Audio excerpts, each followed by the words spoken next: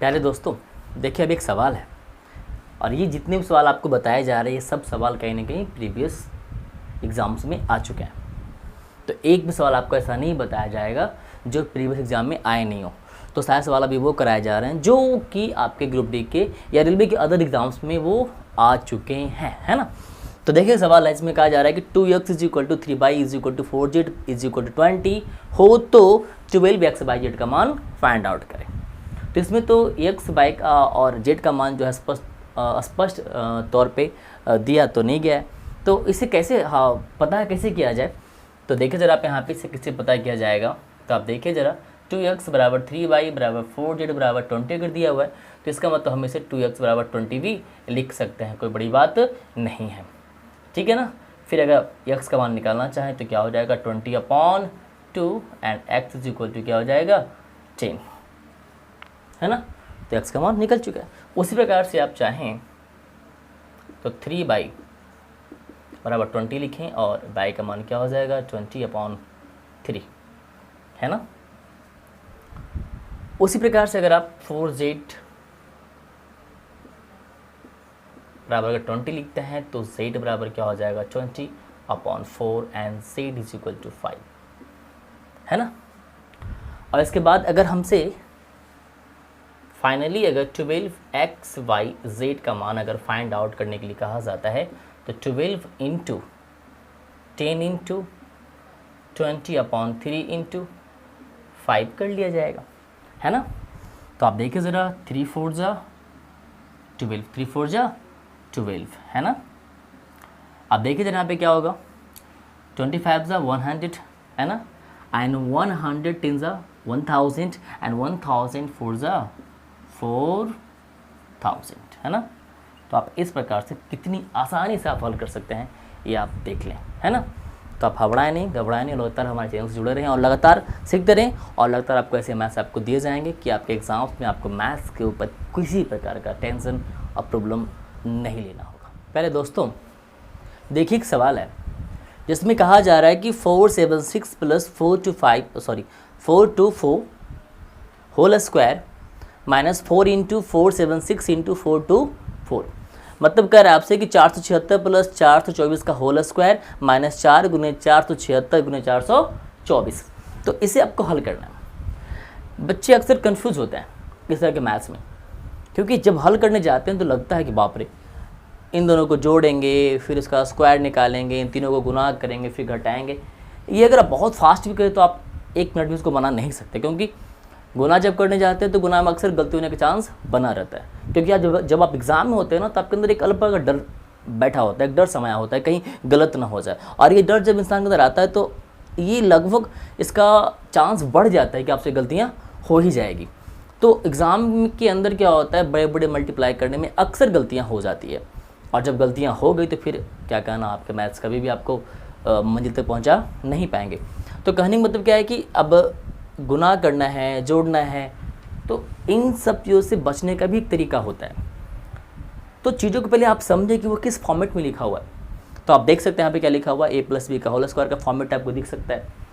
और जो यहाँ पे क्वांटिटी है ना, जो अमाउंट यहाँ पे है वही यहाँ पे है और जो अमाउंट यहाँ पे है वही क्या है यहाँ पे है।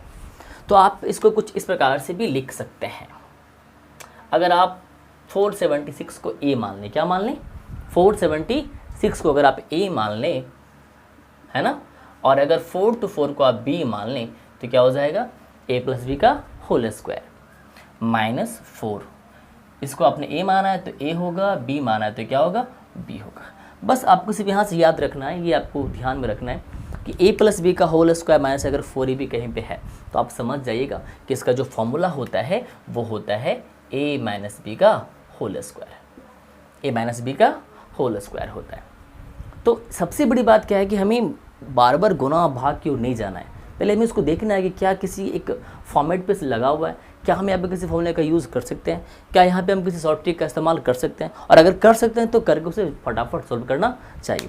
तो हमें देखा कि ये क्या है कि a प्लस बी का होल स्क्वायर माइनस 4ab के फॉर्मेट में सजा हुआ है, तो हमने आराम से इसे लिख लिया है। और आपको याद रखना होगा कि a प्लस बी का होल स्क्वायर माइनस 4ab का फॉर्मूला क्या होता है, a माइनस बी का होल स्क्वायर होता है। तो आप इसे आसानी से हल कर सकते हैं, a माइनस बी का होल स्क्वायर, ए माइनस बी का होल स्क्वायर मीन्स ए के आपके पास 4 7 6 और माइनस बी क्या है 4 2 4 होल स्क्वायर।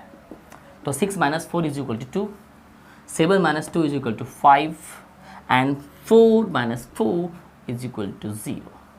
सो 52 का होल स्क्वायर है ना। 6 minus 4 is equal to 2 and 7 minus 2 is equal to 5। तो आप क्या करें, 5 को 5 से मल्टीप्लाई करें, है ना, मतलब 52 को 52 से मल्टीप्लाई करें। 2 2 ज़ा 4, 5 2 ज़ा 10, 5 2 ज़ा 10, 5 5 ज़ा 25 प्लस 1 26, है ना, 4072। देन योर आंसर इज 2704, है ना। तो आप देखिए मैथ्स को आप इस प्रकार से आसानी से हल कर सकते हैं, है ना। कितना देखने में कितना लेंदी और बड़ा सा अजीब सा मैथ था कि अब इन दोनों को जोड़ना है और ये ऐसे भी 3 अंक वाला ये जोड़ उसको जोड़ना था, फिर उसको स्क्वायर करना था, उसमें फिर इन तीनों को मल्टीप्लाई करके घटाना था। तो ये चीज़ें आपको बहुत टाइम बर्बाद करवाती है, आपको आपके दिमाग के उस एनर्जी के लेवल को डाउन करती, उसको बेस्ट करती। तो अगर आपके पास अनुभव है, अगर आपने स्टडी किया है, तो आपको ये बात समझ में आ जाएगी कि जो फॉर्मेट है वो कहीं ना कहीं ए प्लस बी का होल स्क्वायर माइनस 4ab पे सेट किया हुआ है, और ए प्लस बी का होल स्क्वायर माइनस 4ab का जो फॉर्मूला होता है वो क्या होता है, माइनस बी का होल स्क्वायर होता है। तो जब ए माइनस बी का होल स्क्वायर होता ही है तो हमें उतना क्यों करना है ना, सिंपली ए माइनस बी का होल स्क्वायर घटाना है, 252 आता है, उसका स्क्वायर निकालना है, कितना हो गया 2704। तो कितनी आसानी से आपको देखा कि आंसर फाइंड आउट हो चुका है। तो आप भी ऐसे ही पढ़ें, ऐसे ही सीखें और अपने एग्जाम को। Hi friends, I am Ravi Shankar and welcome to my YouTube channel art of maths. तो आज हम लोग कुछ और सवाल को लेंगे, है ना, जो कि ग्रुप डी में आया हुआ सवाल होगा, जो आपके प्रीवियस एग्जाम्स में वो सवाल पूछे जा चुके हैं, हम उन सवालों को ले रहे हैं, ठीक है। तो उसी कड़ी में आज एक सवाल है। सवाल में कहा जा रहा है कि root under 1 plus 25 upon 144 is equal to 1 plus x upon 12, है ना। तो x का मान बताएं, तो क्या करें, x का मान बताएं,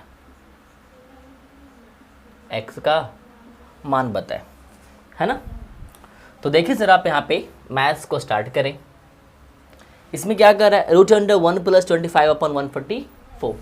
आप इसे पहले भिन्न का जोड़ करें, है ना। देखिए ज़रा एलसीएम कितना आएगा, 144 आएगा, डिवाइड 1 144 हो जाएगा, 144 इंटू 1 144 होगा, 144 डिवाइड 144 1 आएगा, एंड 1 इंटू 25 क्या हो जाएगा, 25 हो जाएगा। सो अब अगर आप यहाँ पे एलसीएम लगाएं, है ना, तो कितना आएगा, 12 आएगा, एंड 12 डिवाइड 1 कितना होगा, 12 होगा, and 12 into 1 is equal to क्या हो जाएगा, 12 हो जाएगा। तो 12 भागा 12 कितना होता है, 1 होता है, और 1 गुने x क्या हो जाएगा, x हो जाएगा, है ना। तो आप देखिए ज़रा यहाँ पे, इसके बाद क्या हो जाएगा, इन दोनों को जोड़ेंगे तो कितना आएगा, 169 upon 144 is equal to 12 plus x upon 12, है ना। तो देखिए जरा यहाँ पे 169 का वर्गमूल क्या होता है, 169 का वर्गमूल होगा 13, और 144 का वर्गमूल क्या होगा, 12। तो यहाँ पे क्या हो जाएगा, 12 is equal to 12 plus x upon 12 क्या हो जाएगा, cancel. So x plus 12 is equal to 13, and so x is equal to 13, ये प्लस से कहाँ चला जाएगा, माइनस में। So x is equal to 1 answer, है ना। तो आपने देखा कि इस प्रकार के मैथ्स को हम लोग कैसे हल करते हैं, और आप लगातार हमारे चैनल से जुड़े रहें और ऐसे मैथ्स लगातार आपको बताए जाते रहेंगे, है ना। तो हम लोग फिर और आगे एक और मैथ्स लेते हैं और देखते हैं कि ग्रुप डी में किस प्रकार के मैथ्स पूछे जाते हैं, उसे कैसे हल किया जाए। बच्चों देखें, इस मैथ्स में क्या कहा जा रहा है। इस मैथ्स में दिया हुआ है कि 753 गुने 753 प्लस 247 गुने 247 माइनस 753 गुने 247 upon 753 into 753 into 753 plus 247 into 247 into 247। अब अगर इसे आप बनाएं तो कुछ इस प्रकार से बनाएंगे कि आप पहले इन दोनों को मल्टीप्लाई करेंगे, है ना, कुछ देखेंगे आप इनको, आप नो डाउट आप इसको ब्रैकेट कर सकते हैं without any permission, without any hesitation, है ना। तो आप देखें ये दोनों सेम मिल रहा है और ये दोनों क्या है, सेम मिल रहा है।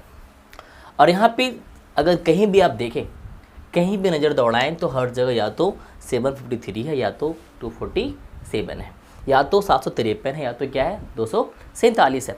तो हमें ऐसा दिख रहा है कि मानो अगर इसको हम a मान लें, है ना, अगर 753 को अगर a मान लिया जाए और 247 को अगर b मान लिया जाए, है ना, तो हम इसके जगह पे, है ना, इसके जगह पे हम a स्क्वायर लिख सकते हैं प्लस इसके जगह पे हम लोग b स्क्वायर लिख सकते हैं, है ना, और माइनस है तो इसके जगह पे हम क्या लिखेंगे a b लिख सकते हैं।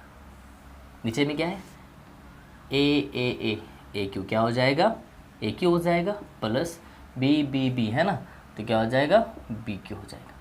तो आप कुछ इस प्रकार से लिख सकते हैं, है ना। अब आप देखिए ज़रा, अगर कुछ इस प्रकार से अगर लिखा हुआ है तो हमने आपको पहले ही बताया कि आप डायरेक्ट उसको सोल्व करने चले जाएं, इससे पहले आप देखें कि क्या वो किसी फॉर्मेट में लिखा हुआ है, क्या वो किसी प्रकार से आर्टिकुलेट किया गया है। तो हमें दिख रहा है कि वो कहीं ना कहीं इस प्रकार से आर्टिकुलेट किया गया। तो हम देखें जरा यहाँ पे, इसे वैसे ही लिखते चलते हैं हम लोग यहाँ पे a square B square minus A B अपन, अब देखिए a Q plus B Q, जब हमें ये पता चल जाता है कि ये कुछ इस प्रकार से अगर लिखा गया है तो यहाँ पे अब हमें सोचने की आवश्यकता है कि अब इसके बाद क्या किया जाए। तो आपको पता होगा कि a Q plus B cube का फॉर्मूला आपको पढ़ाया गया है, या फिर आपने पढ़ा है या आपने सीखा है। तो अब a Q plus B cube का फॉर्मूला जो होता है वो होता है a प्लस बी, है ना, into a square plus b square minus A b होता है ना। इस प्रकार से वो फॉर्मूला दिया जाता है या फिर लिखा होता है। तो अब देखिए ज़रा, अगर आप इन दोनों में अगर कुछ सोचें, कुछ गौर करें तो आपको ये दिखेगा, आप ये समझ पाएंगे कि ये दोनों आपस में क्या है, इक्वल है, आपस में क्या है, इक्वल है। और अगर अंश और हर में अगर कुछ कॉमन मिल जाता है तो वो क्या होता है, कैंसिल हो जाता है। तो यहाँ पे कुछ नहीं तो क्या बच चुका है, 1 बच चुका है। तो उसके बाद देखेंगे आप 1 अपॉन ये क्या लिखा जाएगा, a प्लस बी। तो आप इस प्रकार से इसे समझेंगे और इस प्रकार से बनाएंगे, क्योंकि अगर आप इस प्रकार से बनाने चलेंगे, गुना करेंगे, फिर गुना करेंगे, फिर जोड़ के फिर घटाव करेंगे, फिर भाग करेंगे, तो ऐसे करने में आपको बहुत टाइम चला जाता है। तो आप ऐसा ना करके आप पहले देखिए किस फॉर्मेट में सजाया गया है। तो हमने देख लिया था कि इसको कहीं ना कहीं a square plus b square minus A b के फॉर्म में है और नीचे में a Q plus B cube है। तो हम समझ चुके थे कि a Q plus B cube format में क्या है, ये सजाया गया है। तो आप देखिए ज़रा, 1 अपॉन a का मान क्या है 753 प्लस b का मान क्या है 247, है ना। तो आप इस प्रकार से इसको आसानी से हल कर सकते हैं, है ना। कितना हो जाएगा 1 अपॉन 1000। तो आपने देखा कि कुछ इस प्रकार से आप अपने अंदर, है ना, आर्ट ऑफ मैथ्स को डेवलप कर सकते हैं। तो आपने देखा कि यहाँ पे क्या है कि इस प्रकार से चीज़ों को हल किया जाता है।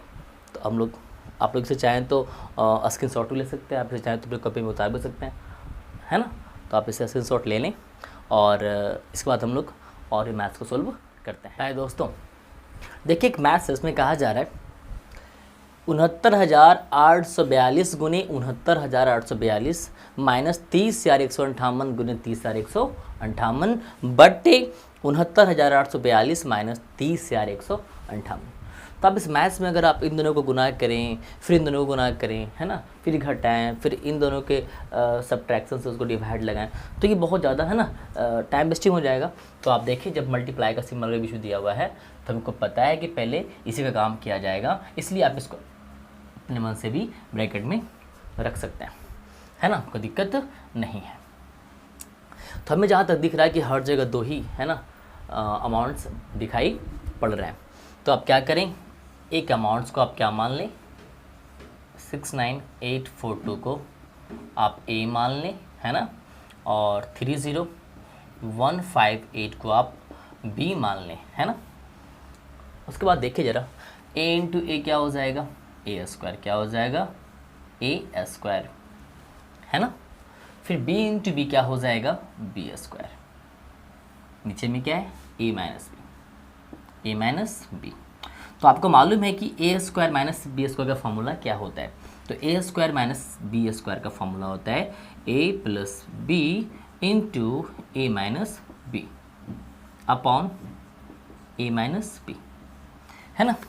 तो आप देख सकते हैं कि यहाँ पे ए माइनस बी और ए माइनस बी क्या हो जाएगा, कैंसिल हो जाएगा, कट जाएगा, है ना। फाइनली बचता क्या है, तो फाइनली आपके पास क्या बचता है, ए प्लस बी। तो आप देख सकते हैं ए का मान क्या है, 69,842 कितना है, 69,842 प्लस बी का मान कितना है, 30,158, 30,158, है ना। अगर आप इन दोनों को ऐड करेंगे तो आंसर कितना आएगा आपका, 1 लाख। क्या आएगा आपका आंसर, 1 लाख आएगा, है ना। तो कहने का मतलब क्या है कि इस तरह की चीज़ों को देखें आप कि किस प्रकार से हल किया जाता है ना। हम लोग अगर हम लोग उसके अमाउंट्स को देखें तो बहुत बड़ा अमाउंट है, उसे गुना करना बहुत ज़्यादा टाइम वेस्टिंग होगा। ये गुना कम से कम 2 से अधिक मिनट का टाइम आपका ले सकता है। और हमने बार बार कहा है कि गुना करने में अक्सर गलतियाँ हो जाने का जो प्रॉब्लम जो संभावना है वो बहुत अधिक रहता है। तो ऐसे कंडीशन में हमें उस ओर ना जाकर इस बात पर ध्यान रखना है कि उसमें ये देखना है कि क्या वो किसी एक फॉर्मेट में आर्टिकुलेट किया गया है, और अगर वो आर्टिकुलेटेड है तो आप उसे उसके फॉर्मेट को पहचान कर आप उसको उसी फॉर्मेट से उसको डील कर सकते हैं। तो आपने देखा कि इसे किस प्रकार से डील किया जाता है। तो हम मिलते हैं दूसरे मैच में।